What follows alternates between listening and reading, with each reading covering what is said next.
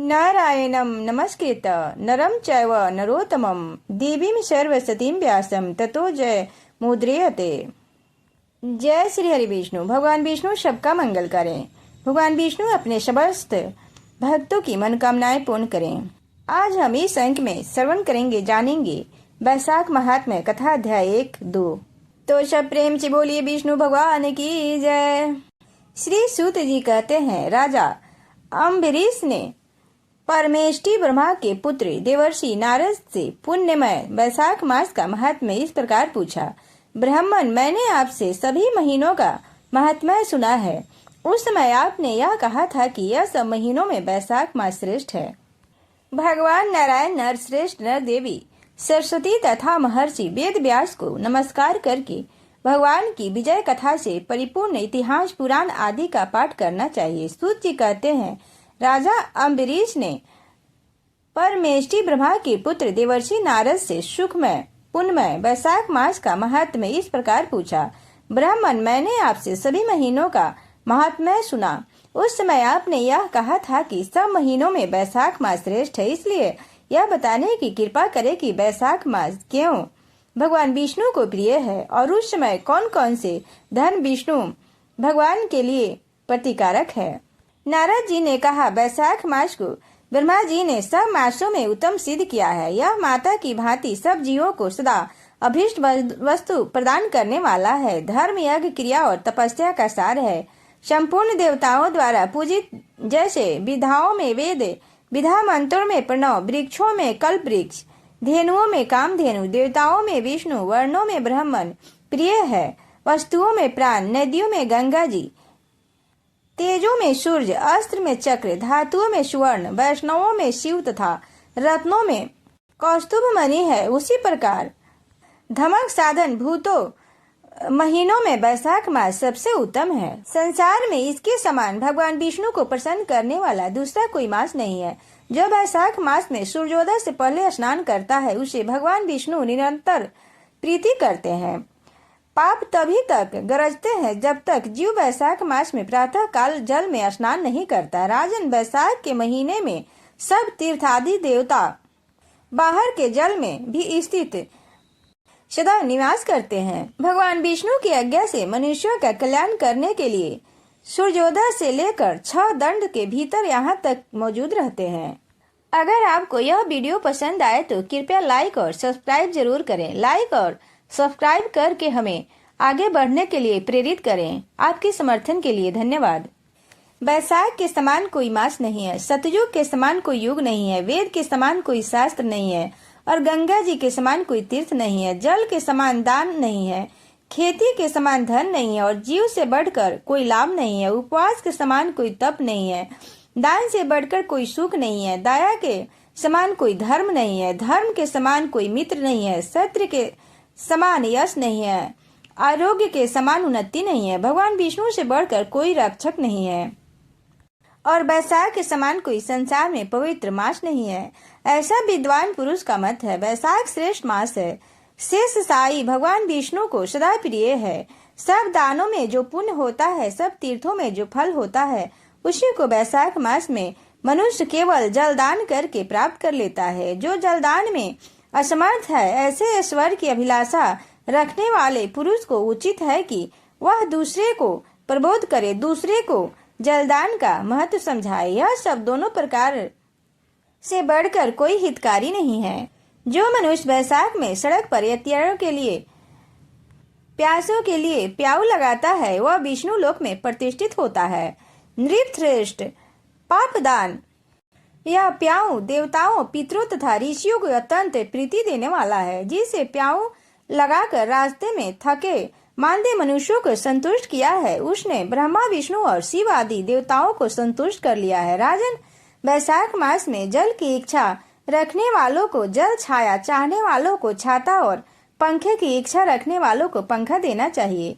राजेंद्र, जो प्यास से पीड़ित महात्मा पुरुष के लिए शीतल जल प्रदान करता है, वह उतने ही मात्रा में 10,000 राजसु यज्ञों का फल प्राप्त करता है। धूप और परिश्रम से पीड़ित ब्राह्मण को जो पंखा डुलाकर हवा करता है, वह उतने ही मात्र से निष्पाप होकर भगवान का पार्षद हो जाता है।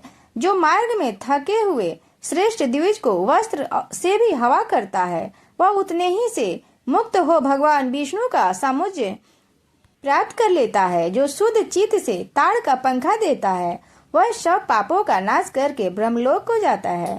जो विष्णु प्रिय वैशाख मास में पादुका का दान करता है, वह यमदूतों का तिरस्कार करके विष्णु लोक में जाता है। जो मार्ग में अनाथों का ठहरने के लिए विश्रामशाला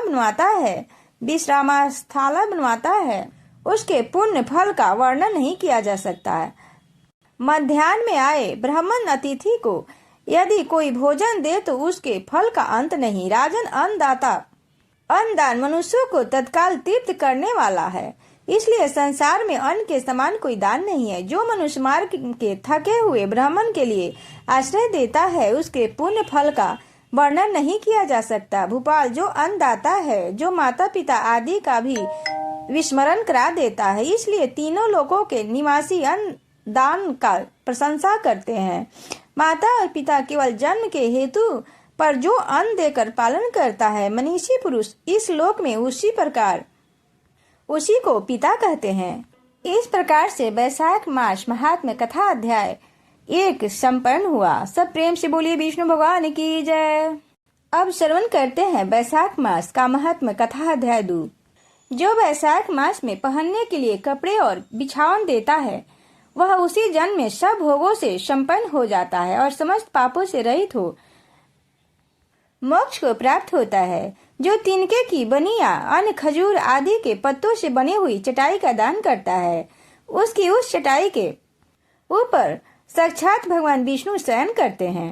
चटाई देने वाला बैठने और बिछाने आदि में सब ओर से सुखी रहता है। जो सोने के लिए चटाई और कंबल देता है, वह उतने ही मात्रा से युक्त हो जाता है। निद्रा से दुख का नाश होता है, निद्रा से थकावट दूर होती है और वह निद्रा चटाई पर सोने वाले को सुख पूर्वक आती है। धूप से कष्ट पाए श्रेष्ठ ब्राह्मण को जो सूक्ष्म वस्त्र दान करता है, वह पूर्ण आयु और परलोक में उत्तम गति को पाता है। जो पुरुष ब्राह्मण को फूल और रोली देता है, वह लौकिक भोगों को भोग करके मोक्ष को प्राप्त होता है। जो कुश और जल से वसित चंदन देता है, वह सब भोगों में देवताओं की सहायता पाता है तथा उसके पाप और दुख की हानि होकर परमानंद की प्राप्ति होती है। वैशाख के धर्म को जानने वाला जो पुरुष गोरोचन और कस्तूरी का दान करता है, वह तीनों तापों से मुक्त होकर परम शांति को प्राप्त होता है। जो विश्रामशाला बनवाकर प्याऊ सहित ब्राह्मण को दान देता है, वह लोकों का अधिपति होता है। जो सड़क किनारे बगीचा, पोखरा, कुआं और मंडप बनवाता है, वह धर्मात्मा है, उसे पुत्र की आवश्यकता है। उत्तम शास्त्रों का श्रवण, तीर्थ यात्रा, सत्संग, जलदान, अन्नदान, पीपल का वृक्ष लगाना तथा पुत्र, इन 7 को विज्ञ पुरुष सनातन मानते हैं। जो वैशाख मास में तपनाशक चक्र दान करता है, वह इस पृथ्वी पर विद्वान और धनवान होता है। धूप के समय मठे के समान कोई दान नहीं, इसलिए रास्ते के थके हुए मांदे ब्राह्मण को मठा देना चाहिए। जो वैशाख मास में धूप की शांति के लिए दही और खांड का दान करता है तथा विष्णु प्रिय वैशाख मास में जो स्वच्छ चावल देता है, वह पूर्ण आयु और संपूर्ण यज्ञों का फल प्राप्त होता है। जो पुरुष ब्राह्मणों के लिए गोधृत अर्पण करता है, वह अश्वमेध यज्ञ का फल पाकर विष्णु लोक में आनंद का अनुभव करता है। जो दिन में ताप की शांति के लिए सायंकाल में ब्राह्मण को ऊख दान करता है, उसको अक्षय पुण्य प्राप्त होता है। जब वैशाख मास में शाम को ब्राह्मण के लिए फल और शरबत देता है, उससे उसके पितरों को निश्चय ही अमृत पान का अवसर मिलता है। जो वैशाख मास में पके हुए आम के फल के साथ शरबत देता है, उसके सारे पाप निश्चय ही नष्ट हो जाते हैं। जो वैशाख की अमावस्या को पितरों के उद्देश्य से कस्तूरी, कपूर, बेला और खस की सुगंधित से वासित शरबत से भरा हुआ घड़ा दान करता है, वह 96 घड़ा दान करने का पुण्य पाता है। वैशाख में तेल लगाना, दिन में सोना, कांस्य के पात्र में भोजन करना, खाट पर सोना, घर में नहाना, निषिद्ध पदार्थ खाना, दोबारा भोजन करना तथा रात में खाना, ये 8 बातें त्याग देनी चाहिए। जो वैशाख में व्रत का पालन करने वाला पुरुष पद्म पत्ते में भोजन करता है, वह सब पापों से मुक्त हो विष्णु लोक में जाता है। जो विष्णु भक्त पुरुष बैसाख मास में नदी स्नान करता है वह 3 जन्मों के पाप से निश्चय ही मुक्त हो जाता है। जो प्रातः काल सूर्योदय के समय किसी समुद्र गामिनी नदी में स्नान करता है वह 7 जन्मों के पापों से तत्काल छूट जाता है। जो मनुष्य 7 गंगाओं में से किसी भी गंगा में उषा काल में स्नान करता है वह करोड़ों जन्मों के उपार्जित किए हुए पापों से निसंदेह मुक्त हो जाता है। गंगा, बृहदगंगा, गोदावरी, कालिंदी, यमुना, सरस्वती, कावेरी, नर्मदा और बेनी ये 7 गंगाएं कही गई है। बैसाख मास में आने पर जो प्रातः काल बावलियों में स्नान करता है उसके महापातकों का नाश हो जाता है। कंद, मूल, फल, शाक, नमक, गुड़, बेर, पत्र, जल और चक्र जो भी बैसाख में दिया जाए वह सब अक्षय होता है। ब्रह्मा आदि देवताओं भी बिना दिए हुए कोई वस्तु नहीं पाते। जो दान से हीन है वह निर्धन होता है। अतः सुख की इच्छा रखने वाले पुरुष को बैसाख मास में अवश्य दान करना चाहिए। सूर्य देव के मेष राशि में स्थित होने पर भगवान विष्णु के उद्देश्य से अवश्य प्रातः काल स्नान करके भगवान विष्णु की पूजा करनी चाहिए। कोई महारथी नामक एक राजा था जो कामनाओं से आसक्त और अजितेंद्रिय था। वह केवल बैसाख स्नान के सुयोग से स्वतः बैकुंठ धाम को चला गया। बैसाख मास के देवता भगवान मधुसूदन है, अतएव वह सफल मास है। वैशाख मास में भगवान की प्रार्थना का इस प्रकार मंत्र है, मधुसूदन देवे से बैसाखे मेषगेरव प्रातः स्नानम करिष्यामि निर्विघ्न कुरु माधव। अर्थात हे मधुसूदन, हे देवेश्वर माधव, मैं मेष राशि में सूर्य के स्थित होने पर बैसाख मास में प्रातः स्नान करूंगी। आप इसे निर्विघ्न पूर्ण कीजिए। सूर्य के मेष राशि पर स्थित रहते हुए बैसाख मास में प्रातः स्नान के नियम में संलग्न होकर मैं आपको अर्घ देती हूँ। मधुसूदन, इसे ग्रहण कीजिए। इस प्रकार अर्घ समर्पण करके स्नान करें। फिर वस्त्रों को पहनकर संध्या तर्पण आदि सब कर्मों को पूरा करके बैसाख मास में विकसित होने वाले पुष्पों से भगवान विष्णु की पूजा करें।